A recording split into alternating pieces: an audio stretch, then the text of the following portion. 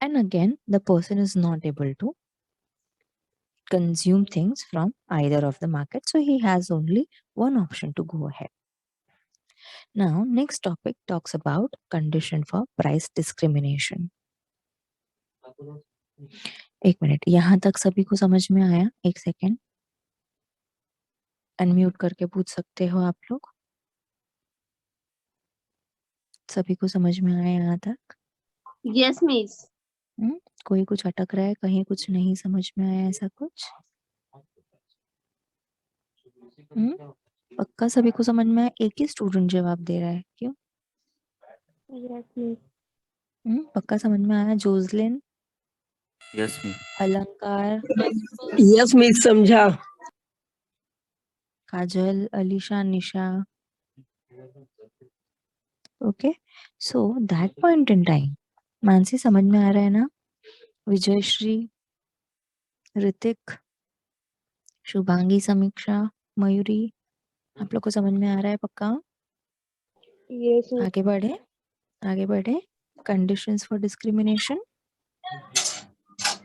Okay, देखो that is why I don't keep you all on mute, because किसी को यहाँ पे समझ में नहीं आता है कि आवाज आ रही है मेरे माइक से। कौन है ये? जोसलिन है। That is why I keep you all on mute. चलो, सो now we'll be understanding about condition for price discrimination. क्यों ये होता है? price discrimination क्यों हो रहा है? What are the reasons? So there are condition. The condition of first one is it's okay, Jocelyn. Next time be careful, okay? No problem. I understand. It's okay. Non-transferability of goods.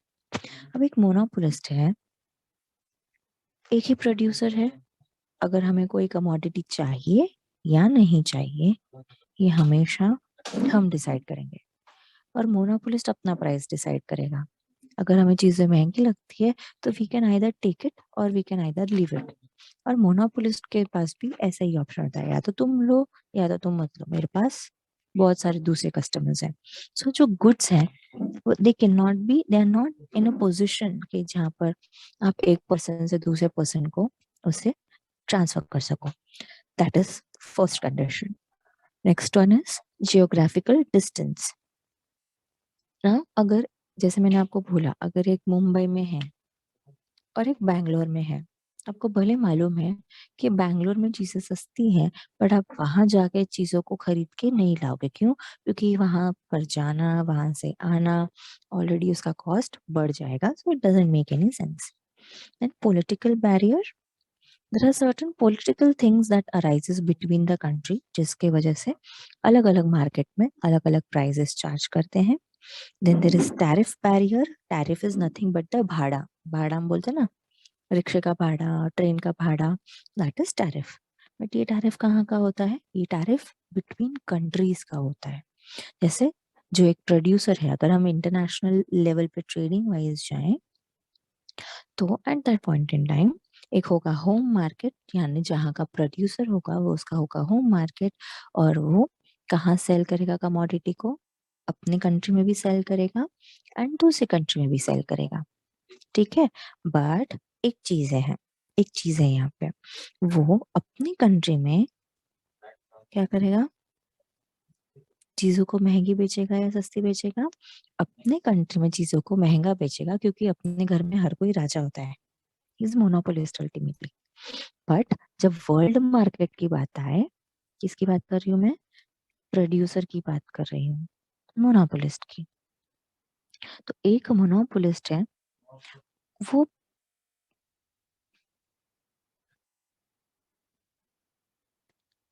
उसने जो भी product बनाया, ठीक है, वो उसको cell करेगा दो मार्केट में। एक होगा होम मार्केट और एक होगा world market.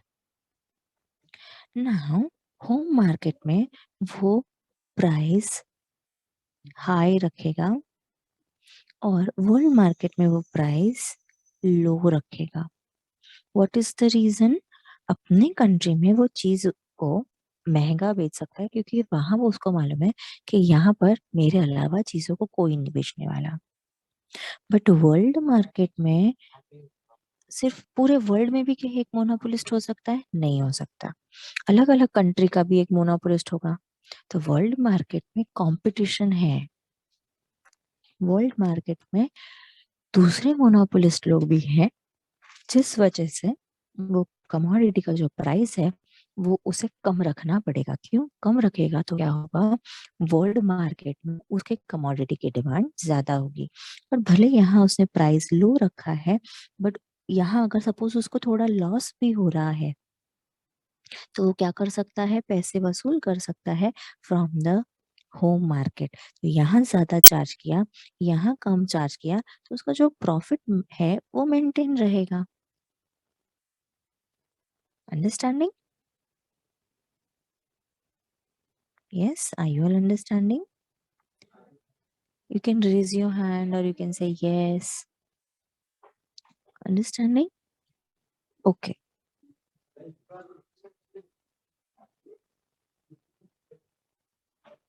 Good good, thank you. तो अभी यहाँ से हम आगे बढ़ेंगे। Good good, very good. तो क्या है ना कि उसको अपना प्रॉफिट मेंटेन करने का है। प्रॉफिट मेंटेन करने के लिए वो होम मार्केट में ज्यादा चार्ज करेगा क्योंकि वो अपने घर का शेयर है। बट बाहर वो क्या करेगा?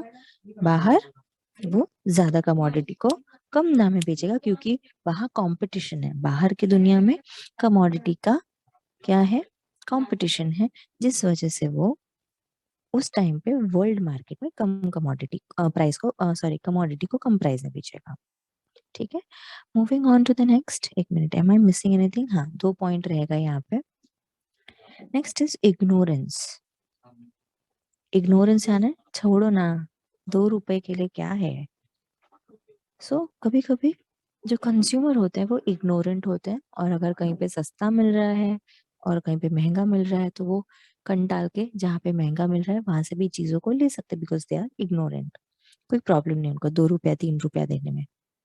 Then negligible price difference. कभी कभी as I have told you, जो प्राइस डिफरेंस होता है, जैसे मैंने आपको अभी कहा कि ठीक है 2 रुपए का तो फर्क है, यहाँ से ले लो या वहां से ले लो, हम तो ऐसे भी कितना खर्चा करते रहते हैं। पापा बोलते हैं ना कभी कभी, छोड़ो ना, जाने दो, ले लो यहीं से ले लो। Correct? Why? Because they are ignorant? No, because there is a negligible price difference. Moving on, price quality link. Now there are many people जो चीजों को सोचते हैं कि महंगी है, मॉल वाली है तो अच्छी होगी, but it is not always the situation. कभी कभी मॉल में भी अच्छी चीजें नहीं मिलती है in spite of paying higher price, and कभी कभी जो हम नॉर्मल शॉप से चीजों को ले लेते हैं, even they are of a good quality in spite being of at a lower price. So any time when we talk about price, it is not always that price and quality बहुत सारे लोग link करते हैं, and that is the reason why वो लोग ज्यादा price पे भी चीजों को खरीदने के लिए तैयार होते हैं। Another point is location. Location, जैसा भी कोई दुकान है पानी पूरी का जो सलमान खान के घर के सामने है, हाँ शॉप है, तो he is going to buy pani puri भी। Not Salman Khan, I am talking about people, because posh area है, डेफिनेटली वहां पर हायर प्राइस होगा, और जो एक लोकेलिटी है गांव में होगा वहां का थोड़ा प्राइस कम ही होगा because of the location. Next is government sanction. Now what is government sanction? Government कभी कभी क्या करती है कि अगर आप लोग को पता होगा तो जो कमर्शियल एरिया है, जैसे अंधेरी में जो जो ऑफिसेज की बिल्डिंग्स होती है, ठीक है, वहां पर उनको इलेक्ट्रिसिटी अलग प्राइस में मिलता है और हम लोगों को घर में अलग रेट में इलेक्ट्रिसिटी मिलती है। सो दैट पॉइंट इन टाइम क्या किया है ये गवर्नमेंट ने ये डिस्टिंक्शन, देखो इलेक्ट्रिसिटी सबको चाहिए, ठीक है, तो उन्होंने क्या किया, जो इंडस्ट्रीज या इंडस्ट्रियल पर्पस के लिए, प्रोडक्शन पर्पस के लिए, प्रॉफिट पर्पस के लिए इलेक्ट्रिसिटी को यूज करेंगे तो हम उनसे ज्यादा चार्ज लेंगे। और अगर कोई ऐसा है कि हम लोग, जैसे हम घर वाले हैं, right? जो हमारा घर है, हाउस होल्ड है, वहां पर प्राइस हम कम चार्ज करेंगे, ऐसा गवर्नमेंट का है, ठीक है। यहाँ तक सभी को समझ में आया?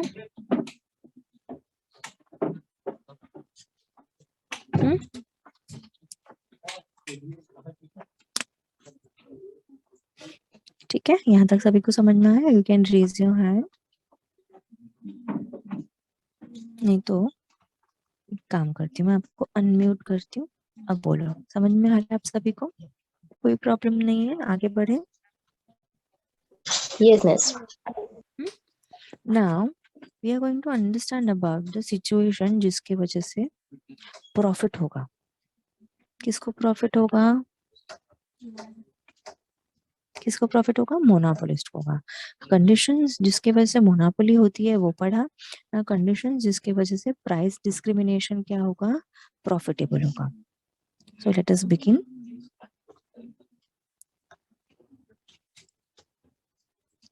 सो here we are going to understand कि ऐसी कौन कौन सी कंडीशंस है जिसमें एक मोनोपोलिस्ट का भी जो प्राइस डिस्क्रिमिनेशन है वो प्रॉफिटेबल होगा ना। Making understanding of this means that कि यहाँ पर जो मोनोपोलिस्ट है ही कैन एनालाइज कि वो कैसी सिचुएशन में कौन सा प्राइस, किसको कितना प्राइस चार्ज करे कि उन्हें ये प्रॉफिटेबल हो।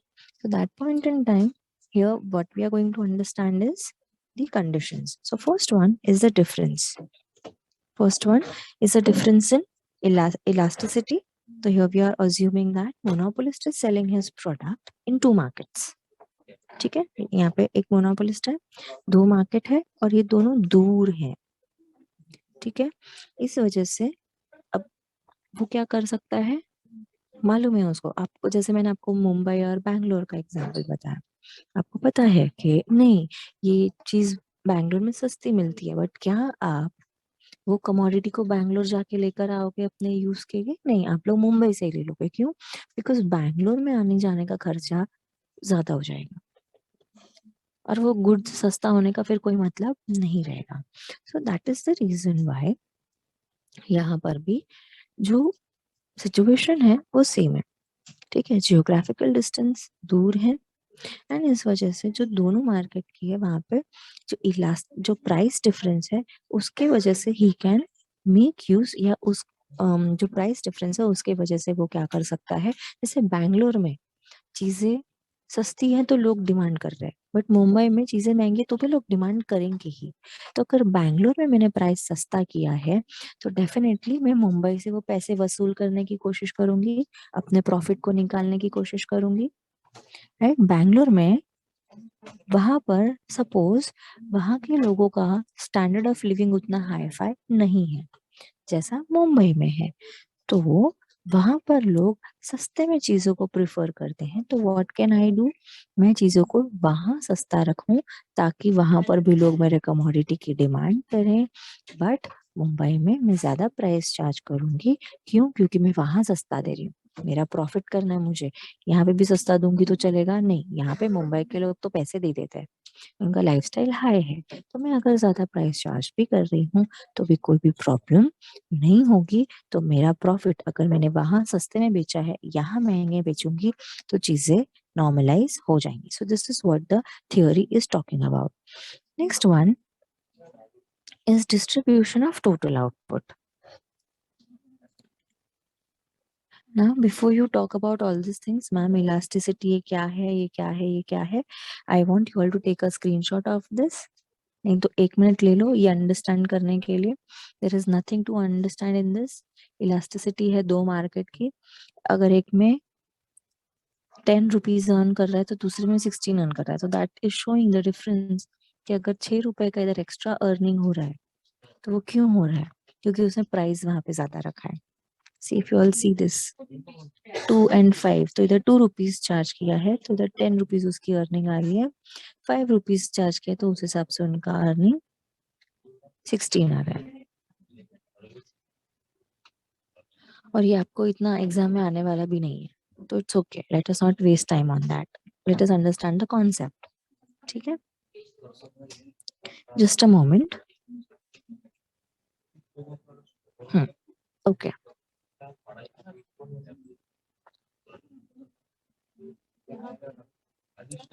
Now, second point talks about distribution of total output. यानी पहले तो प्राइस के बेसिस पे मोनोपोलिस्ट ने अपने प्रॉफिट को डिस्ट्रीब्यूट किया, यानी डिमांड की इलास्टिसिटी लोगों का जो फर्स्ट था, ये वाला, ये जो फर्स्ट हमने देखा, ये इलास्टिसिटी मतलब क्या थी? ये लोगों का रिस्पॉन्स था। किसके लिए रिस्पॉन्स था? टुवर्ड्स प्राइस, और you can say change in price. उस बेसिस पे उसने डिसाइड किया था कि जहां पर डिमांड होने वाली है वहां पर मैं चीजों को महंगा बेचूंगा, जहां पर चीजें थोड़ी है कि चलो यहाँ पर प्राइस अगर कम है तो लोग कम ही डिमांड करेंगे, या उधर का रिस्पॉन्स अच्छा नहीं होगा तो वो उस हिसाब से उनको कम प्राइस में ही अपने प्रॉफिट को निकालने की कोशिश करेगा। बट यहाँ पे हम आउटपुट की बात कर रहे हैं। किसके कैसा है ये आउटपुट? Total output. तो टोटल आउटपुट किसके बेसिस पे अगेन डिसाइड होगा? कहाँ पर हमें ज्यादा कमोडिटी को बेचना है। सो यहाँ पर if he has mentioned more can be sold in elastic market and less can be sold in inelastic market. यानी अगेन इसके लिए मैंने आपको इलास्टिसिटी और रिस्पॉन्सिवनेस की बात की। रिस्पॉन्स यानी ज्यादा लोगों ने अगर खरीदा तो अच्छा रिस्पॉन्स आया, कम लोगों ने अगर खरीदा बुरा रिस्पॉन्स आया। सो ये आउटपुट कैसे डिस्ट्रीब्यूट करेगा कि कहाँ मुझे कितना चीज को कितना बेचना है, मेरे प्रोडक्ट को कैसे डिसाइड करेगा? वो डिसाइड करेगा on the basis of the people's response. And response कैसा होगा? अगर कम रिस्पॉन्स आएगा वहां पे वो कम चीजों को बेचेगा, जहाँ अच्छा रिस्पॉन्स आएगा वहां चीजों को ज्यादा बेचेगा। So on that basis, on the basis of response, the producer is going to distribute the total output. Now understanding the diagram part, very simple. जो हमने अभी वर्ल्ड मार्केट और ये पढ़ा था वैसा ही है ये, ठीक है? यानी होम मार्केट वर्ल्ड मार्केट पढ़ा था वैसा ही है ये। तो there are two markets, monopolist ही है, सिंगल सेलरी है हमारा। इनके पास दो मार्केट है, मार्केट ए है, मार्केट बी है, ठीक है? ये दो मार्केट में जितना प्रोड्यूस करते हैं उतना बनता है उनका टोटल प्रोडक्शन, यानी फर्स्ट सेकंड 1+2 बन मिलता है तो बनता है 3, ठीक है? सो यहाँ पर when we talk about market A में क्या है अगर आप देखोगे तो, ठीक है? मार्केट ए में प्राइस ये है P1 और क्वांटिटी कम सेल हो रही है। मार्केट ए में उन्होंने, क्योंकि डिमांड इलास्टिसिटी, यहाँ पे मार्केट ए जो है, मार्केट ए ऐसा हो सकता है जहां पर लोगों का रिस्पॉन्स कम हो, करेक्ट? तो इस वजह से उन्होंने क्या किया है, वो कम आउटपुट वहां पर दे रहे हैं। तो OM1 तक उन्होंने आउटपुट दिया है कितने प्राइस पे? OP1 प्राइस पे, ठीक है? मार्केट ए। मार्केट बी को अगर हम देखेंगे, मार्केट बी में क्या होगा? यहाँ पे देखो, अगर आप कंपेयर करोगे P1 और P2 में तो आपको पता चलेगा कि P2 कम है। देखो ये डिफरेंस है ना? इट मींस मार्केट 2 में लोगों का रिस्पॉन्स अच्छा है बिकॉज ऑफ लेसर प्राइस। यानी ऐसा भी हो सकता है कि रिस्पॉन्स अच्छा होने की वजह से उन्होंने प्राइस भी कम रखा है ताकि लोग और खरीदे और उनका प्रॉफिट बढ़े, right? So that is the reason why market B में प्राइस कम है एंड उनका आउटपुट भी ज्यादा है। Now again market A and market B बन के होगा टोटल उनका production. So OM1 plus OM2 is going to give you OM, यानी ये आउटपुट, टोटल आउटपुट, ठीक है? देन अब हम अंडरस्टैंड करेंगे उनका प्रॉफिट कैसे हो रहा है, ठीक है? उनका प्रॉफिट कैसे हो रहा है हम अंडरस्टैंड करेंगे with the help of marginal cost equals to marginal revenue, क्योंकि हम इक्विलिब्रियम की बात कर रहे हैं। एंड इक्विलिब्रियम पॉइंट के बेसिस पे we can understand about their profit. ठीक है, सो फर्स्ट कंडीशन क्या है, marginal cost should be equal to marginal revenue. हम कोई भी फर्म की बात करें, कोई भी फर्म जो प्रोड्यूस कर रहा है, उनका एडिशनल कमोडिटी को प्रोड्यूस करने का खर्चा should be equal to the earning that they are getting from by selling those extra commodity. So यहाँ पर उनका मार्जिनल कॉस्ट हुआ ये, मार्जिनल रेवेन्यू हुआ ये, क्यों? क्योंकि ये ऐसा है और ये ऐसा है। Again I will show you, ये लाइन, ठीक है, ये जो लाइन है ये ऐसी टेढ़ी क्यों है? द रीजन इज, एक यहाँ पर ऐसा है और एक यहाँ पर ऐसा है, तो ये दोनों को जोड़ के बना है ये। समझ में आया? क्योंकि दोनों है ना, मार्केट ए मार्केट बी बन के हुआ है ना टोटल प्रोडक्शन, इस वजह से। ठीक है, then marginal cost is equal to marginal revenue and marginal revenue is cutting marginal cost from below. So इस बेसिस पे हमारा फर्म जो है वो इक्विलिब्रियम पे है। And apart from that, if you all can see, ये कहाँ पे है लाइन, मार्जिनल रेवेन्यू, ये रही इक्विलिब्रियम। और अगर हम देखें अभी प्रॉफिट, तो मार्केट ए में उनका प्रॉफिट होगा इतना, मार्केट बी में उनका प्रॉफिट होगा इतना। That's it. क्लियर?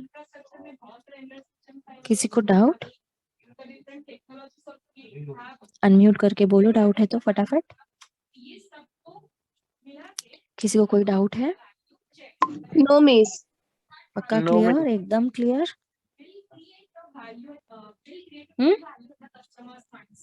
अच्छा, वापस अगर ये अभी कट होगा तो आपको लॉग इन करना है। ओके, कट होगा तो आपको लॉग इन करना है। Now Yes, miss. Now will be talking about dumping. Dumping यानी जो चाइना करता था, चीजों को सस्ते में बनाता था और बेच देता था, चीजों को सस्ते में बनाता था, बेच देता था। तो यहाँ पर ये है एवरेज रेवेन्यू वर्ल्ड में। डब्ल्यू से हम लोगों ने वर्ल्ड बनाया है, वर्ल्ड मतलब डब्ल्यू, होम मतलब एच। ठीक है, वर्ल्ड मतलब डब्ल्यू, होम मतलब एच यहाँ पे। ठीक है, नाउ व्हाट इज हैपनिंग, यहाँ पर जो हमारा मोनोपोलिस्ट है वो मोनोपोली पावर कहाँ एंजॉय कर रहा है, होम में। यानी देखो, जैसे मैंने आपको पहले भी बोला था कि होम मार्केट में वो चीजों को महंगी बेचेगा, क्योंकि उसको पता है कि उसके देश में लोग जो भी प्राइस हो उसको खरीदेंगे ही खरीदेंगे। बट वर्ल्ड मार्केट में, दुनिया के सामने वो क्या एक अकेला मोनोपोलिस्ट बड़ी बात है या छोटी बात है? एक छोटा मामूली आदमी है वर्ल्ड के सामने, या वर्ल्ड में वो बहुत बड़ा आदमी है अपनी चलाने के लिए? हम हमारे घर पे होते तो कैसे करते हैं, अपने हिसाब से रहते हैं। बट अगर हम बाहर जाते तो क्या हम अपने हिसाब से रहते हैं? No miss. क्या करते हैं, हम सबका देखते हैं, समझते हैं और उसके हिसाब से बिहेव करते हैं। तो same happens with your in dumping also. अच्छा, लॉगिन ये कट हो जाएगा, ये आपको वापस से लॉगिन